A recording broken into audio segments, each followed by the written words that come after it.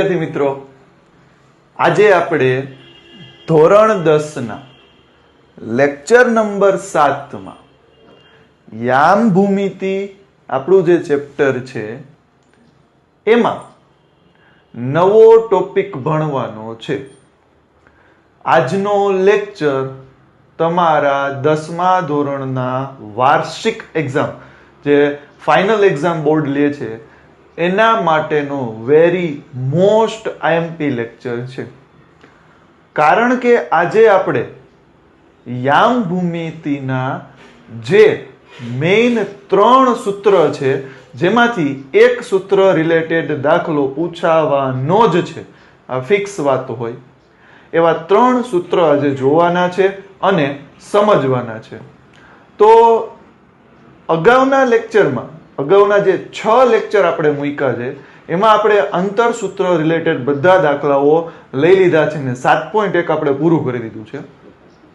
તો આજના લેક્ચરમાં આપણે 7.2 માટે જે સૂત્ર આવે છે એ જોવાના છે, જેમાં મેઇન સૂત્ર જે હોય એ છે આપણા ચેપ્ટરનું મેઇન સૂત્ર, જેનું નામ છે વિભાજન બિંદુના યામ.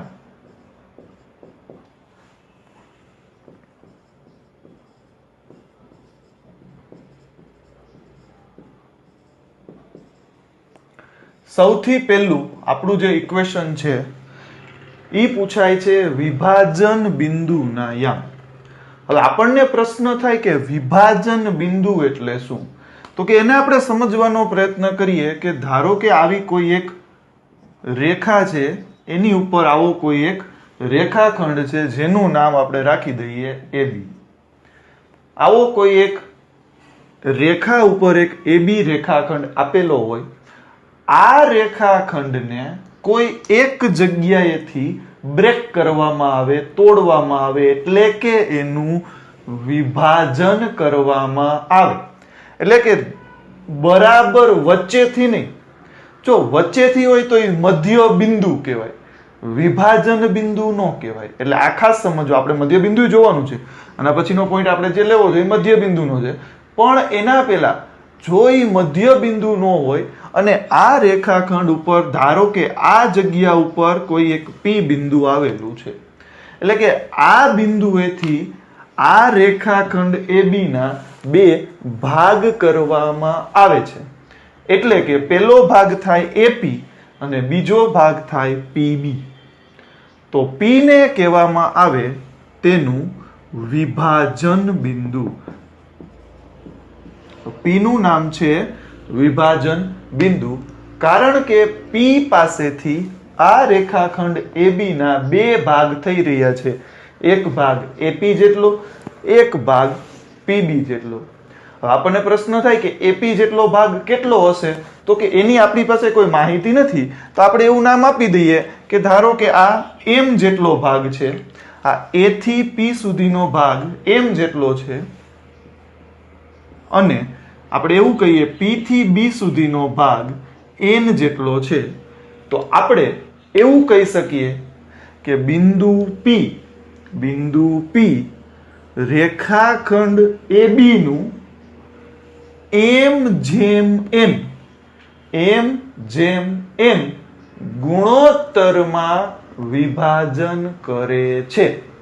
પરિસ્થિતિ જો આપણે શું કહી શકીએ કે ભાઈ બિંદુ P રેખાખંડ AB નું M જેમ M, એટલે કે એક કટકો M જેટલો થાય છે, બીજો કટકો N જેટલો થાય છે. એટલે કે આપણે એને લખવું હોય તો આ રીતે લખી શકીએ, M જેમ N ભાગમાં વિભાજન કરે છે. માટે P ને કહેવાય એનું વિભાજન બિંદુ. જે રેખાખંડના ભાગ કરી આપે એને કહેવાય વિભાજન બિંદુ. અને આ P નું સૂત્ર, P મેળવવાનું સૂત્ર, જો A ના યામ આપણે રાખી દઈએ x1 y1, B ના યામ આપણે રાખી દઈએ x2 y2, અને આ ભાગ M જેટલો હોય, આ ભાગ N જેટલો હોય, તો P મેળવવાનું સૂત્ર P xy એના યામ છે, વિભાજન બિંદુના યામ. આ મેળવવાનું જો સૂત્ર જોતું હોય તો આ રીતે આપણને મળે mx2 પ્લસ nx1 ના છેદમાં m પ્લસ n અને my2 પ્લસ ny1 એના છેદમાં m પ્લસ n. x વાળો ભાગ x બાજુ રહીએ, y વાળો ભાગ y બાજુ રહીએ.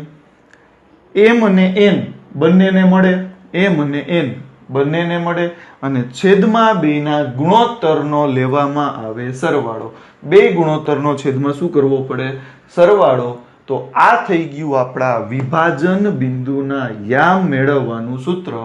mx2 પ્લસ nx1 ના છેદમાં m પ્લસ n અને એવી જ રીતે y યામ મેળવવાનું. આ એનો x યામ થયો.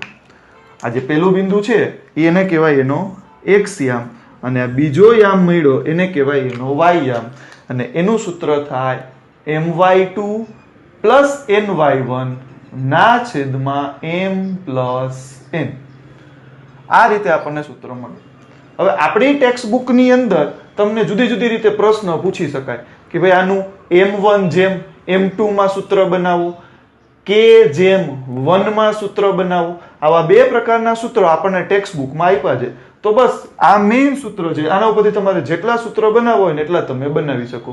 કેવી રીતે? તો કે જુઓ, હવે ધારો કે આપણે આના ઉપર સૂત્ર બનાવવું છે અને આ m જેમ m હતો એની બદલે આ આપણો રેખાખંડ AB,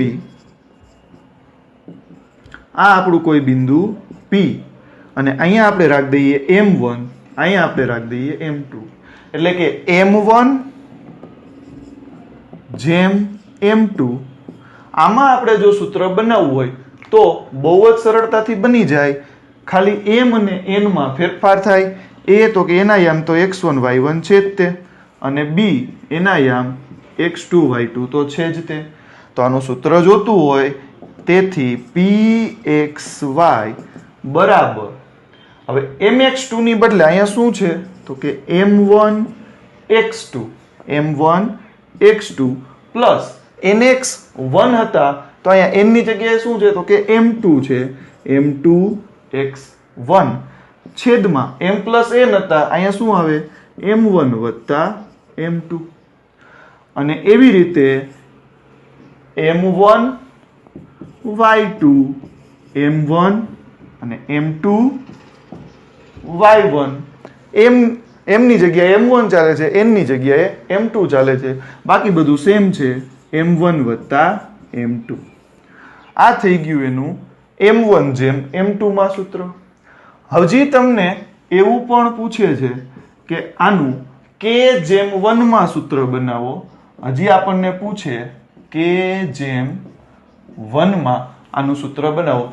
જો તમને આનો MCQ પણ પૂછી શકે, ખાલી જગ્યામાં પણ પૂછી શકે કે આનું સૂત્ર બનાવો, તો આપણને આવડવું જોઈએ. મેઇન સૂત્ર આ છે, એના ઉપરથી જે સૂત્ર બનાવવા હોય એ બને કે ભાઈ pxy બરાબર k જેમ m જોતા હોય, k જેમ 1 જોતા હોય, શું કરશું kx2 પ્લસ 1x1 એની બદલે આપણે ખાલી x1 લખી તો પણ ચાલે, 1 લખવાની જરૂર નથી, પણ છેદમાં લખવા પડે k પ્લસ 1. એવી રીતે ky2 પ્લસ y1 છેદમાં k પ્લસ 1. તો આ એનું સૂત્ર થઈ ગયું m જેમ n માં, k જેમ 1 માં. બરાબર, m ની જગ્યાએ k છે, n ની જગ્યાએ 1 છે. 1 આપણે લખ્યા નથી કારણ કે 1 લખો કે ન લખો ચાલે. બરાબર, તો આ થઈ ગયું આપણો પહેલો ટોપિક, વિભાજન બિંદુના યામ. પછી આપણો મેઇન ટોપિક નંબર 2 જે છે એ છે મધ્ય બિંદુના યામ.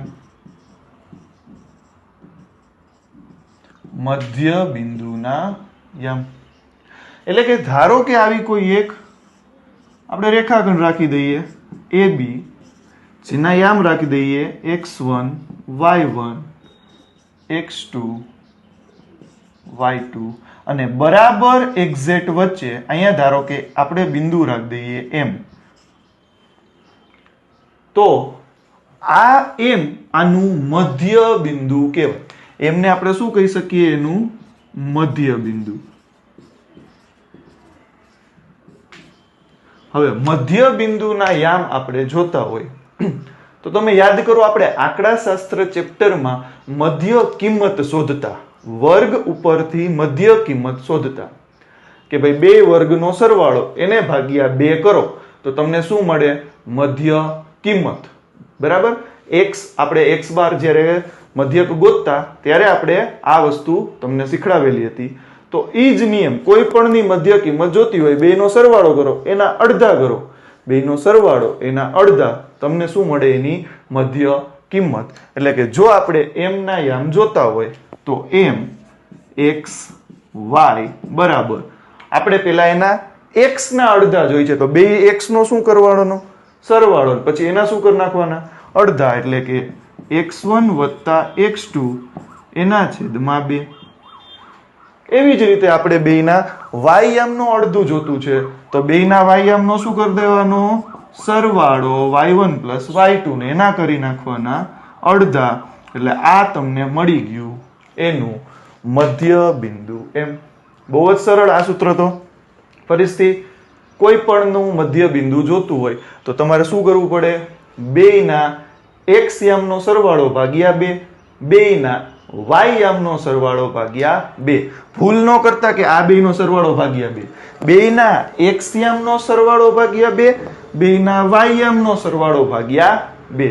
કોઈ પણ, આ તો યામની વાત છે, પણ કોઈ પણ જગ્યાએ જો તમારે મધ્ય બિંદુ ગોતવું હોય તો શું કરવું પડે? બેયનો સરવાળો એને ભાગ્યા 2. બરાબર?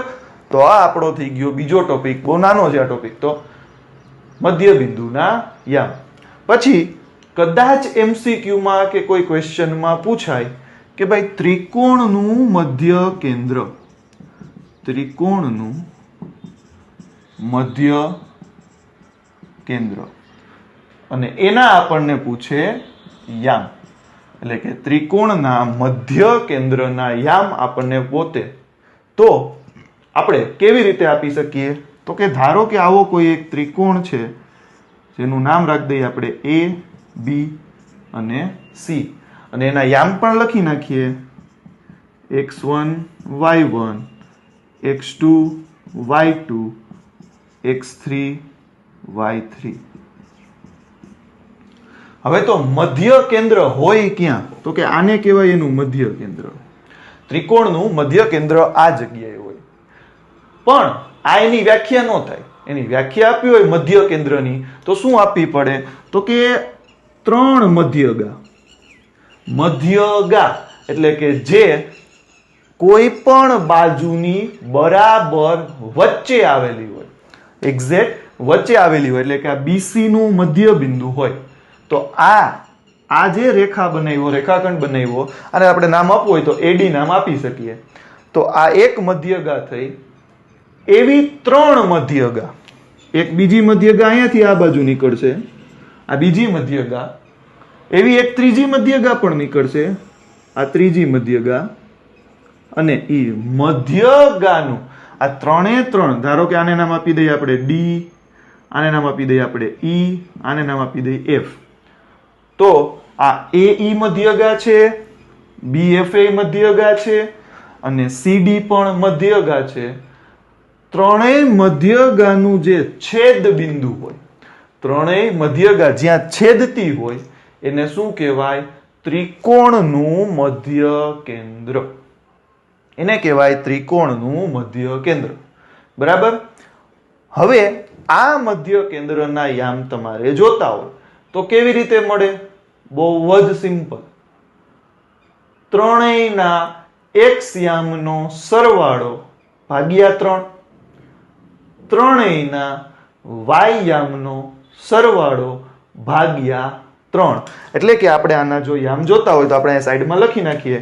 બરાબર? એના યામ આપણે અહીંયા જોતા હોય તો આ રીતે મળે કે ભાઈ એનો, ધારો કે આપણે એનું નામ આપી દઈએ O. તો O નો જે x યામ આપણને મળે, યાવા મળે x1 વત્તા x2 વત્તા x3 એને ભાગ્યા 3. બરાબર? O માટે જો આપણે લખવા હોય યામ તો ત્રણેયના x યામનો સરવાળો ભાગ્યા 3. એવી રીતે ત્રણેયના y યામ y1 વત્તા y2 વત્તા y3 એનો સરવાળો એને ભાગ્યા 3. ત્રણેયના x યામનો સરવાળો ભાગ્યા 3, ત્રણેયના y યામનો સરવાળો ભાગ્યા 3. બરાબર.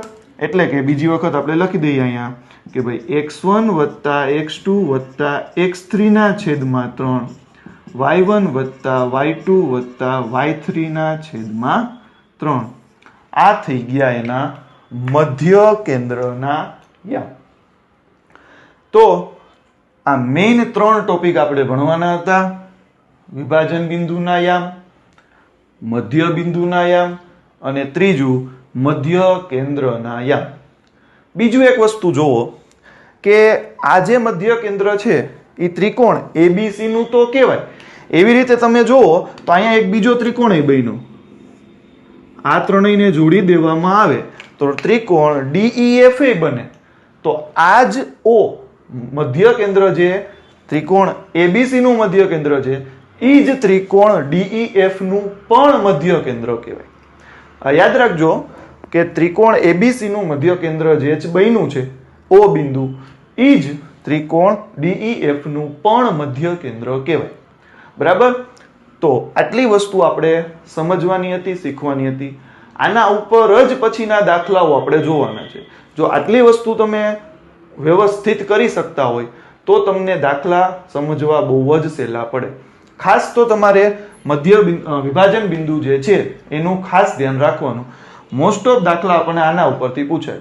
અહીંયા ભાગ ગમે આપે, સૂત્ર આપણે આ બનાવવાનું. આના ઉપરથી તમે બધા સૂત્ર બનાવી શકો. બરાબર. એક વખત જૂના કોર્સની અંદર એક ઇક્વેશન પૂછાણું હતું. આ કેમ k જેમ 1 છે એવી રીતે એક MCQ પૂછાણું હતું કે ભાઈ લેમડા જેમ 1 નું સૂત્ર બનાવો અને ઓપ્શન 4 આપી દીધા હતા. બરાબર. આવું જૂના કોર્સમાં એક વખત પૂછાઈ ગયું છે. આને લેમડાની નિશાની કહેવાય. તો k ની જગ્યાએ લેમડા આવે. બસ લેમડા x2 પ્લસ x1 ના છેદમાં lambda plus 1, lambda y2 plus y1 ના છેદમાં લેમડા પ્લસ 1. જે સૂત્ર બનાવવું હોય એ આના ઉપરથી બને. ઓકે. તો આજના લેક્ચરમાં આપણે આટલું રાખીએ છીએ. જો આમાં કઈ ક્વેરી લાગે, કઈ ન સમજાણું હોય તો મને કમેન્ટ બોક્સમાં કમેન્ટ કરજો. આભાર. જય હિન્દ.